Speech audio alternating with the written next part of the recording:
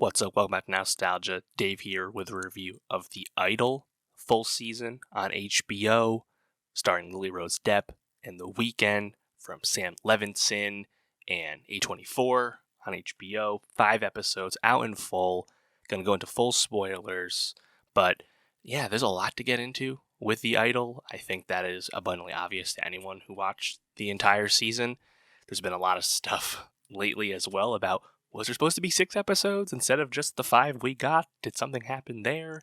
Was this a miniseries the whole time? Was it supposed to have a season 2? Has it been canceled? Was it always a miniseries? There's a lot of back and forth on that. We'll find out the fate of the show in due time, but there's a lot to get into. You know, The Idol was something that I was intrigued about from the start, and of course, once we heard about the controversy and the polarization around the initial reception to the show, especially in the wake of The Idol basically scrapping a 80% complete version of the show made by Amy Seimetz and bringing Levinson in and having The Weeknd have more creative control, there's a lot going into The Idol.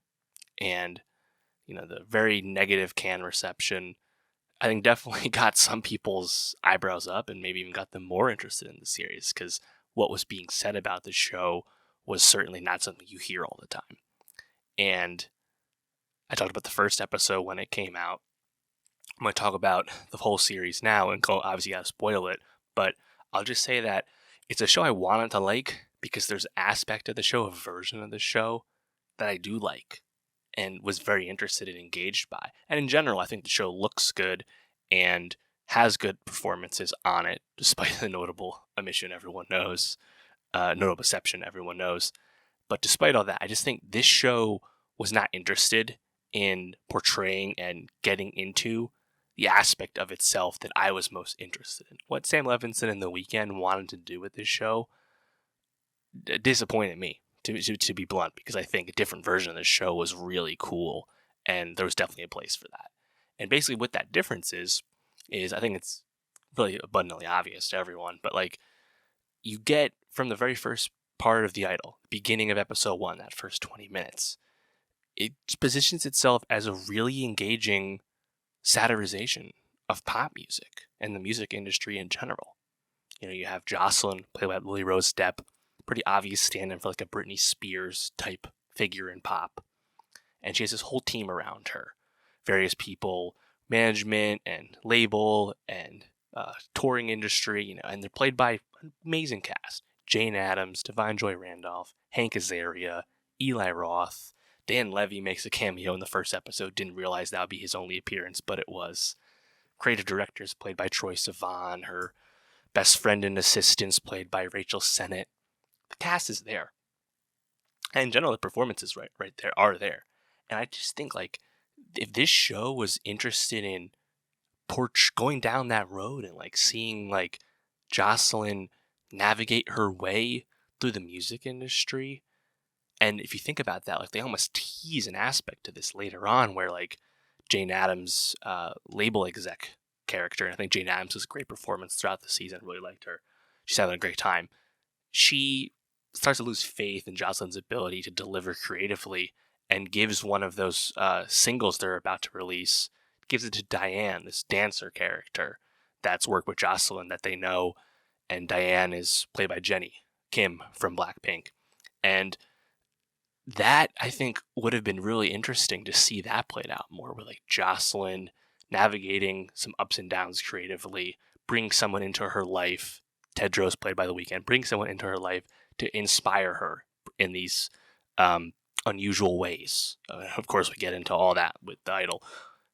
Juxtaposing that with Diane, this character who's not really a musician, at least not yet, and is the label going to find a way to make this person who's an engaging dancer into an artist and put those two characters against each other, these former friends? I don't know. Like, I just think there was a lot of meat on the industry bone with this show, and that's not what Levinson and The Weeknd wanted to do at all. They wanted this to be super voyeuristic, because that's what this show is about. At the end of the day, it's about watching The Weeknd push Rose-Depp to the brink, and that's what we're watching here. We're watching really extended, graphic sex scenes, and I'm not a prude about that at all. I don't care about that. We're watching a lot of lines being pushed, edgy shit.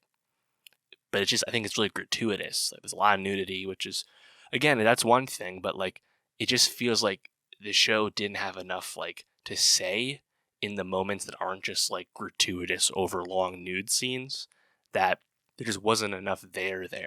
And again, I'm disappointed because I felt like there was something there if you just went down that industry angle instead. That's not what they did. If you did a huge course correction with a season 2, I would be interested to see it. But I don't think it's going to get renewed. And even if it did, I just don't think The Weeknd and Sam Levinson would suddenly decide to do a huge creative course correction.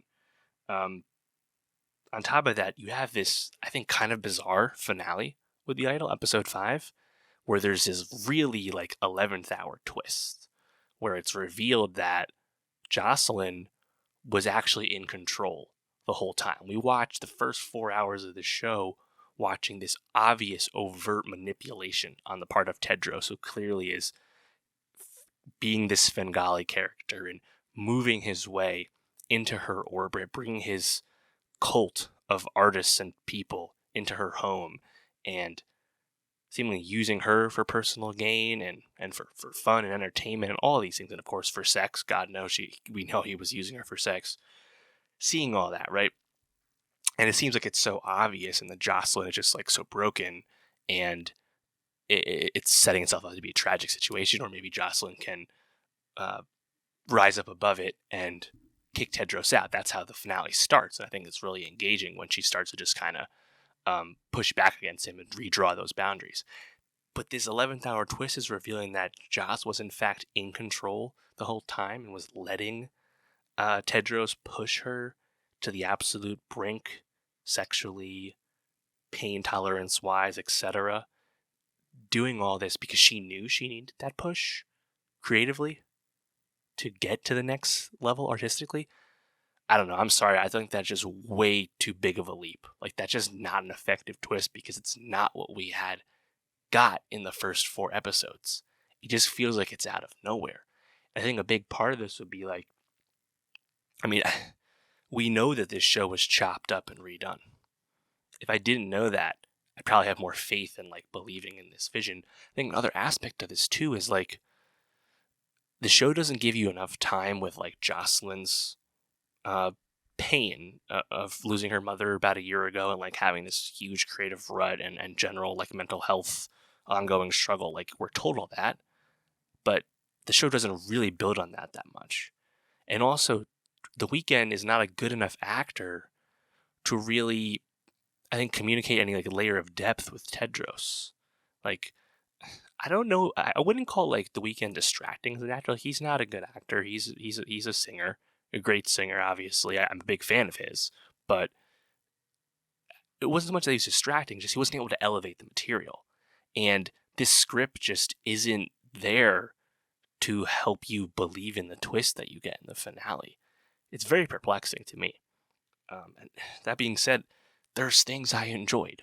Like I said, the industry angle when it was there, I was into. Episode 2, I really liked the scene with Joss is doing the music video, and there's take after take after take, and she's like trying to get it right. Like, I enjoyed that. Something I didn't like was just the excessive dirty talk from Tedros at the end of episode 2, because The Weeknd is just super cringy when he's laying that out. And another aspect of this show, we've got in the press since it's been airing, The Weeknd said this, Levinson said this, like, Tedros is supposed to be a joke. And he's definitely made out to be a joke in the finale. But the Idol's point of view on Tedros when you're watching the beginning and middle of the series doesn't make it super clear that they are positioning him as a joke the entire time. Because it's just so dark. And also, Tedros is so self-serious about everything. Like, there are funny aspects about it. And obviously, like, the audience views him negatively like the entire time. But I just don't know if tonally like that stuff is landing and actually in the text, despite what they're telling me in the press. I don't know. Episode 3, I like the Valentino scene when they go shopping. I love Haim's interrogation scene. The Weeknd's pronunciation of carte blanche, for how he says it, but he says it wrong. I thought that was really funny. Tedros having that conversation with Troye Sivan's character. Diane making that progress. The dinner scene. The hairbrush scene, that was incredibly upsetting, right? Episode 3, it's solid. Episode 4, getting into like that Tedros like creative process stuff again, seeing Mike Dean, the producer himself, playing himself, come in. The Troye Sivan shock collar stuff, that was very difficult to watch. But I've really liked watching Divine Joy Randolph like do her sleuthing in the mansion and get to the bottom of things in her own way. That was great. Troye Sivan's character, though, just kind of becomes part of the cult.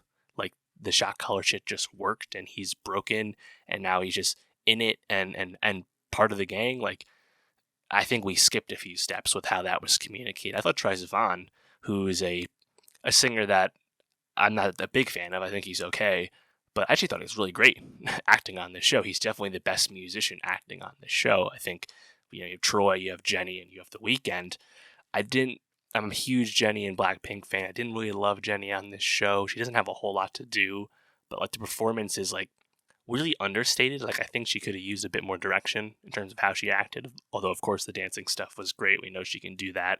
And The Weeknd, just because of the abundance of screen time, it really stands out that he's not actually an actor. I think episode 5, the showcase they do at Josh's house, where like Josh and all the other musicians, like Susanna Hassan's character, Moses Sumney's character, doing their performances and getting everyone on board. The label people, Eli Roth coming back in, giving you some great one-liners. Like, he refers to Moses Sumney as like a really hot Targaryen. I thought that was hilarious. That scene is really cool, especially because Tedros is like hair super unkempt. You can tell he's like losing it. I really like all that, but I just think like the twist at the end kind of ruined it for me, I gotta say. So The Idol, I wanted to like it, and I certainly gave it the benefit of the doubt. I watched the whole thing, but I think it's just kind of a big misfire, and yeah, it's a lot of what could have been to me. I think if this show creatively had a different priority with how it was made, it could have been really good. And that's despite the fact that you could have kept The Weeknd and his poor acting in. And I think this could have just been more interesting. But there just wasn't enough, I think, to this show to kind of carry you through just a lot of like gratuitous scenes that don't actually go anywhere. And like, you can't make a show on vibes alone, whether they're really dark vibes or not. So Idol is a bit of a miss for me. I'm still a Sam Levinson fan overall. I think he's an interesting creator, for good and bad. This is not Euphoria, though. That much is obvious.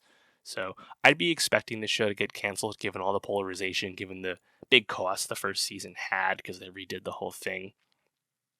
Given the environment we're in, and Warner Bros. Discovery is in a big cost-cutting mode of operation these days.